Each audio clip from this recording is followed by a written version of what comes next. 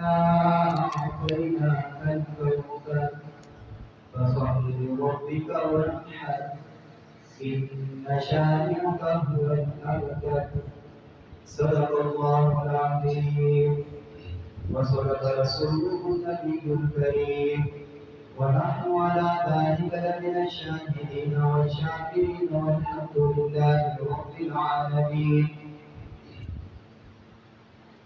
اللهم صل على محمد وعلى آل محمد كما صليت على إبراهيم وعلى آل إبراهيم إنك حميد مجيد. اللهم بارك على محمد وعلى آل محمد كما باركت على إبراهيم وعلى آل إبراهيم إنك حميد مجيد. رب اشرح لي صدري ويسر لي أمري واحلل عقدة من لساني يفقهوا قولي. رب زدني علما رب زدني علما رب زدني علما.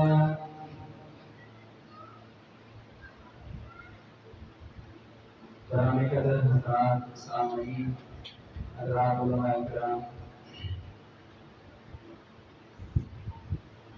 تکمیل قرآن کی مبارک بابرکت سے مل کر انعقاد کیا گیا ہے۔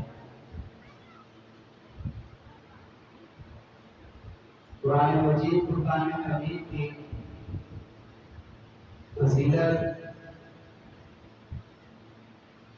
اتنی ہی اگر بیان کی جائے تو وہ کافی شافی ہے کہ اللہ رب العزت کی کلام ہے، یعنی اللہ رب العزت نے جس کا تکلم کیا یہ وہ کتاب ہے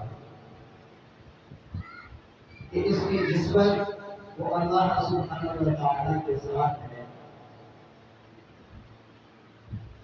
حضرات علماء کرام یہ بات بیان فرماتے ہیں کہ اللہ سبحانہ و تعالیٰ کی جو صفات ہیں وہ اللہ رب العزت کے ساتھ خاص ہیں۔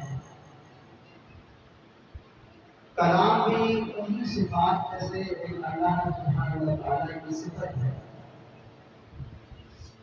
اور یہ کلام قرآن مجید فرقان حمید اسی نسبت سے اللہ رب العزت کے ساتھ کیا ہے، خاص ہے۔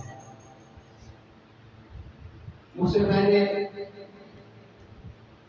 میرے بھائی مولانا اسامہ صاحب آپ کے سامنے آپ علیہ السلام کا ایک فرمان اور اس کی تشریح آپ کے سامنے بیان فرما رہے تھے۔ آپ علیہ السلام نے فرمایا کہ اللہ رب العزت اس کتاب کے ذریعے سے کتنی قوموں کو بلند کرتا ہے، بلندیاں عطا کرتا ہے، اور کتنی قوموں کو اسی کی وجہ سے کیا کرتا ہے، ذلیل کر دیتا ہے، پست کر دیتا ہے۔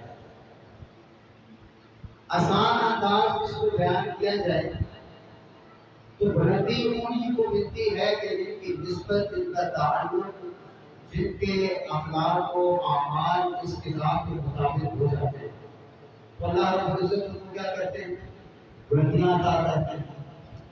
اور جو اس کتاب کو پس پشت ڈال دیتے ہیں، پس پشت ڈالنے کا مطلب نہیں ہے کہ اٹھا کے پیٹ کے نیچے رکھ دیا۔ پس پشت ڈالنے کا مطلب یہ ہے کہ دنیا کے کوئی بھی معاملات، کسی قسم کے حالات پیش آئیں تو ہونا تو یہ چاہیے کہ بھائی ان حالات کے اندر اور اپنے معاملات کے اندر ہم قرآن مجید فرقان حمید کی تعلیمات کے مطابق اس پر عمل پیرا ہوں۔ مگر ہمارے وقت میں، ہمارے معاشرے میں کیا ہوتا ہے، برادری آگے ہو جاتی ہے، معاشرہ آگے ہو جاتا ہے، رسم و رواج آگے ہو جاتے ہیں، بھائی لوگ کیا کہیں گے یہ بات آگے ہو جاتی ہے، اور قرآن کی بات قرآن کیا ہو جاتا ہے، اس کو پیچھے چھوڑ دیا جاتا ہے، کھول کے بھی نہیں دیکھا جاتا۔ غمی ہے، خوشی ہے، کوئی بھی ہوتا ہے، اس کو قرآن نے ہمیں کیا تعلیم دی، یہ مطلب ہوتا ہے قرآن کو بس خوش ڈالنے کا۔ تو جو لوگ اس کو اس طرح بس خوش ڈال دیتے ہیں تو آپ علیہ السلام کے فرمان کے مطابق اللہ سبحانہ و تعالیٰ کو کیا کر دیتے ہیں، اسی طرح پست کر دیتے ہیں، ذلیل کر دیتے ہیں. پھر ان کے بنتے کام بھی بگڑتے نظر آتے ہیں. پھر ہر ایک سے گلا شکوہ ہے اور کوئی کام نہیں ہو رہا، بس کوئی بھی کام کرتے ہیں الٹا ہو رہا ہے، برکت نہیں آ رہی، یہ نہیں ہو رہا، وہ نہیں ہو رہا.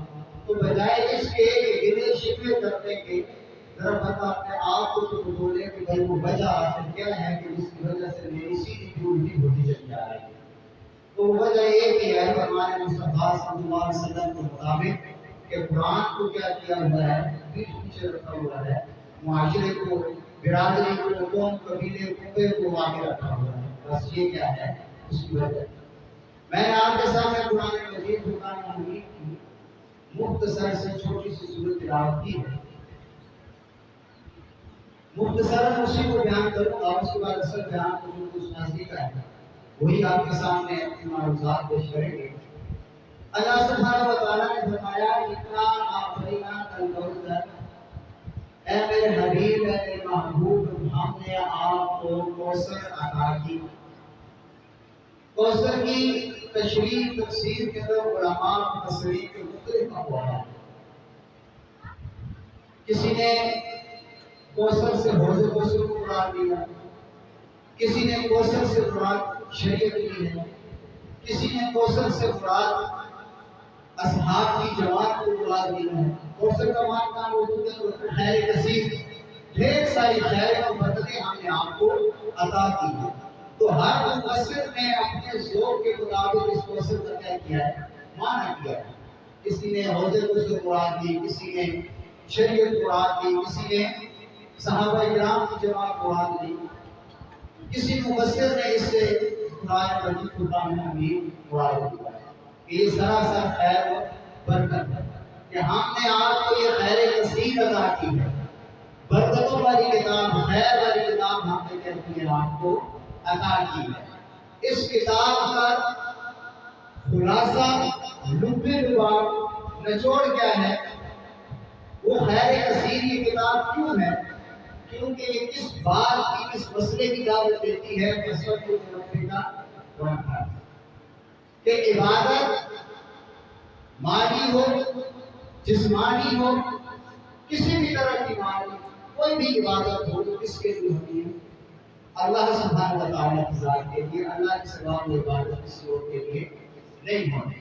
یہ اس قرآن کی کیا ہے، اس کتاب کی خیر اور برکت ہے کہ بندہ کیا کرتا ہے، فصلی ربک وانحر، نماز بھی پڑھے تو کس کے لیے؟ اپنے رب کے لیے. قربانی بھی کرے تو کس کے لیے؟ اپنے رب کے لیے. اب نماز سے مراد صرف نماز ہی نہیں، تمام بدنی عبادتیں، کیونکہ نماز بدنی عبادت کا کیا ہے، عملی مظاہرہ ہے. رکوع ہے، سجود ہے، قیام ہے، جلسہ ہے، قومہ ہے، قعدہ ہے. یہ سارے اس کی عاجزی کی علامت اور دلیل، اور یہ بندہ کس کا اظہار کر رہا ہے عاجزی کا، کس کے سامنے؟ رب کے سامنے کر رہا ہے. تو یہ اس کے ثابت کے ہوا کہ نماز کی طرح اور بھی کوئی بدن سے جو افعال عبادت کے ادا کرے گا، جو اپنی عاجزی کو ظاہر کرے گا، تو صرف کس کے سامنے؟ اکیلے اللہ کے سامنے. اور بس قربانی بھی کس پہ؟ اب قربانی کیا ہے؟ مالی عبادت. یہاں پہ صرف قربانی ہی مراد نہیں لی جا سکتی. مالی عبادت کا قربانی ایک عملی مظاہرہ ہے. تو اللہ یہ سمجھانا یہ چاہتے ہیں، اور اصول اور قانون اللہ بتا دیا کہ جیسے نماز کے ذریعے سے پتہ چلا کہ سارے کے سارے بدنی افعال جو کسی کی تعظیم کے لیے، کسی کو معبود سمجھ کر کیے جائے، وہ کس کے لیے ہیں؟ اللہ کے لیے. اسی طرح جو مالی عبادت کرو گے کسی کو معبود سمجھ کے اس کی تعظیم کرتے ہوئے، تو وہ بھی صرف کس کے لیے ہونی چاہیے؟ اکیلے اللہ کے لیے. مال نظر و نیاز کی صورت میں ہو، منت منوتی چڑھاوے کی صورت کے اندر ہو، تو خالص کس کے لیے ہونا چاہیے؟ اللہ سبحانہ و تعالیٰ کے لیے. اس کے علاوہ کسی کے نام کی منت منوتی نظر نیاز نہیں ہوتی. جب یہ عمل تمہارے اندر آئیں گے، خالص عبادت تمہاری اللہ کی بنے گی، اللہ انعام کے طور پر تمہیں کیا عطا کریں گے؟ نشان یا اول اب اللہ تمہارے دشمنوں کو ذلیل و خوار کر دیں گے۔ وہی بات آگے آپ نے فرمایا کہ اللہ اس کتاب کے ذریعے سے قوموں کو بلند کرتے ہیں اور کتنی قوموں کو اس کے ذریعے اس کی وجہ سے کیا کر دیتے ہیں؟ بند کر دیتے ہیں۔ تو ان نشان یا ہوا اللہ تعالیٰ کہ تمہارا دشمن کیا ہوگا؟ ذلیل و خوار ہوگا، نیز و نابود ہوگا، نامراد ہوگا۔ وہ کیوں ہوگا؟ کیوں کہ اس قرآن کی وہ خیر و برکت والے مسئلے کے اوپر، مسئلہ توحید کے اوپر اس کا عمل نہیں ہوگا، اس کو سے کچھ ڈالا ہوگا تو اللہ اس کو ذلیل و خوار کر دے گا۔ تو اس چھوٹی سی صورت کے اندر اللہ رب العزت نے کیا کر دیا؟ پورے دین کا اور پورے قرآن کا خلاصہ اور نچوڑ بات کے ہمارے سامنے رکھ دیا کہ بندے کے سارے عبادت والے افعال خواہ مالی صورت میں ہو، بدنی صورت کے اندر ہو، کسی بھی طرح وہ خالص کس کے لیے ہونی چاہیے؟ اللہ رب العزت کے لیے ہونی چاہیے۔ جب یہ ہوں گے تو اللہ بدلے میں تمہارے دشمنوں کو ذلیل و خوار کرے گا۔ تو جب دشمن ذلیل و خوار ہو جائیں تو پھر کیا ہوگا؟ کچھ کیا ہوگا؟ اللہ تمہیں بلندیاں عطا کرے گا۔ ظاہر بات ہے دشمن جب ذلیل ہوگا، پست ہوگا تو اس کے مقابلے میں ہم کیا ہوں گے؟ بلند ہو گیا۔ جب ہم بلند ہوں گے تب مجھے دشمن ذلت پہ جائے گا، تو اللہ ہمیں کیا کرے گا؟ بلندیاں عطا کرے گا۔ اور اس چیز کا عملی مظاہرہ اللہ رب العزت نے دنیا کے اندر دکھایا ہے۔ جب تک یہ امت اس قرآن کی تعلیمات پر عمل پیرا رہی، کم تعداد کے اندر ہوتے ہوئے دنیا کو ظلموں نے راج کیا۔ بڑی سے بڑی سپر پاور کو انہوں نے کہتے ہیں شکست دی، وہ ان کے نام سن کے کام کرتے ہیں۔ آج معلوم دنیا کا رقبہ کتنا ہے؟ کسی کو اگر معلوم ہو، جو معلوم دنیا ہے خوشی کا جو حصہ ہے جس کے اوپر آبادی ہے، جو رقبہ دریافت ہے زمین کا کتنا ہے؟ ابھی کے جو اعداد و شمار ہیں ان کے مطابق تقریباً 110 یا 114 لاکھ مقامی ہے۔ حضرات صحابہ اکرام رضوان اللہ تعالیٰ عنہ کا دور تھا، اس وقت تک معلوم دنیا کا رقبہ 104 لاکھ مقامی تھا، یعنی 1,04,00,000 مقامی۔ اس میں سے 64,65,000 مقامی یعنی آدھے سے زیادہ دنیا کے مسلمانوں کی حکومت تھی۔ یہ اللہ نے اس کا اپنی مظاہرہ کر کے بتایا کہ ان لوگوں نے اس قرآن کی تعلیمات کو اپنی زندگیوں میں لایا، اس قرآن کے مسئلے کو اپنی زندگیوں میں لایا، تو اللہ سبحانہ و تعالیٰ نے دنیا کے اندر کیا کیا؟ عروج عطا کیا۔ اسی کو دیکھ کے ایک بات نے کہا تھا نا کہ وہ زمانے میں معزز تھے مسلمان ہوتا، وہ زمانے میں معزز تھے مسلمان ہوتا، ہم خواب ہوئے تاکہ قرآن ہوتا کہ ہم نے جو آج ان ذلت کی ان گہرائیوں اور پستوں کے اندر ہم گئے ہوئے ہیں، اس کی بنیادی وجہ یہ ہے کہ ہمارا رخ اس قرآن سے مڑ چکا ہے، اس کی تعلیمات سے مڑ چکا ہے، اس قرآن کی تعلیمات کو پس پشت ہم نے ڈالا ہوا ہے، اور ہم نے اپنے آگے کوئی دنیا کے تمام معاملات کو رکھا ہوا ہے۔ تو اللہ رب العزت کی مدد ہم سے کیا ہوئی ہے؟ اٹھی ہے۔ آج بھی اگر مسلمان سمجھ جائے، اس کتاب کی تعلیمات کو سمجھ جائے، اس کے اوپر عمل پیدا ہو جائے، تو وہ دن دور نہیں کہ پھر سے مسلمان کیا ہو سکتا ہے؟ اس دنیا کے اوپر غالب آ سکتا ہے، مگر شرط یہ ہے کہ اسی کتاب کے اوپر عمل پیدا ہونا پڑے گا۔ حضرت فاروق رضی اللہ تعالیٰ عنہ کا مشہور واقعہ آتا ہے کہ آپ اس وقت امیر المومنین بنے، تو آپ علیہ السلام آپ رضی اللہ تعالیٰ عنہ فرمایا کرتے تھے کہ آج دیکھو عمر کی کیا شان ہے، 12 لاکھ مقامین کا حکمران بنا بیٹھا ہے۔ ایک وہ عمر تھا کہ جو باپ بیٹا تھا اونٹ چرانے کے لیے شام کو چرانے اونٹ نہیں آتے تھے، واپس آتا تھا، بھوکے ہوتے تھے، باپ جھٹکا کرتا تھا کہ اس لڑکے کا کیا بنے گا، اس کو ٹھیک طرح سے اونٹ چرانے بھی نہیں آتے۔